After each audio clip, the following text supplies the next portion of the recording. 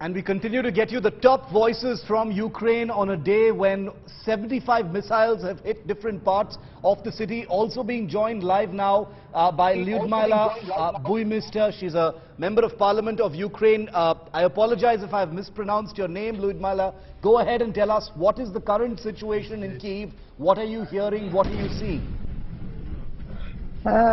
This morning, as you already know, Kyiv and all other major Ukrainian cities was under a severe bombing attack from Russian army.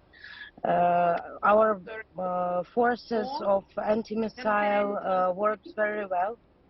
Yeah. And were able to eliminate almost half of the attack.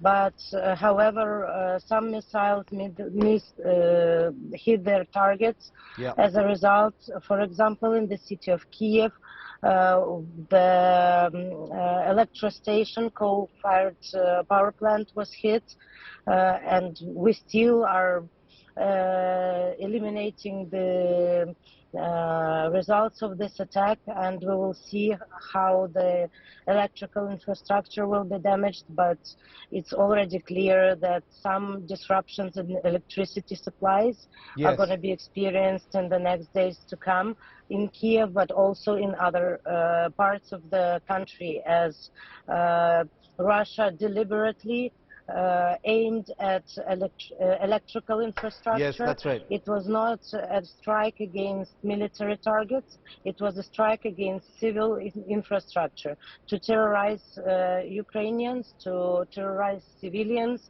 to leave them without water and electricity and utility supplies. But we see it from the very morning. Ukraine is not afraid, is not going to be afraid.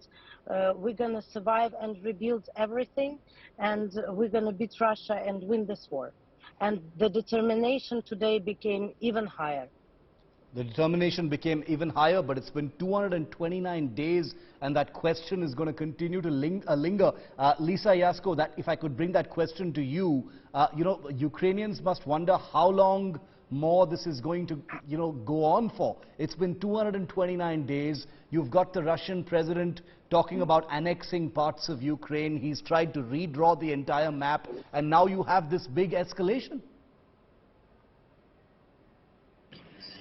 I don't have the best connection now, but I hopefully heard your question. What about the number of the days? Well, I can say that we don't really feel the days anymore. We just know that we are in very existential mode. We are losing our people, and we are very determined to bring our territories back. But one thing that I today was stressing out in one of the political meetings here in Europe is that, you know, we don't need hugs. We don't need our condolences. This is, of course, is important, but now is the time for the real help and the real actions to stop the evil. And what it can be only military support, and it can be only the full isolation of Russia, calling Russia a terrorist state, and cutting all the economic ties, because we know that unfortunately there are countries that still run business with Russia, and with that money, Russia is actually managing to kill thousands of people every day in Ukraine, which is incredibly painful. But we need to stop it. We need to stop it, and we need we need also India a lot. Please hear this. We want to have the peaceful future tomorrow, and we want to have also the economy that is working, and we want to have a completely new world order where there will be no such evil anymore.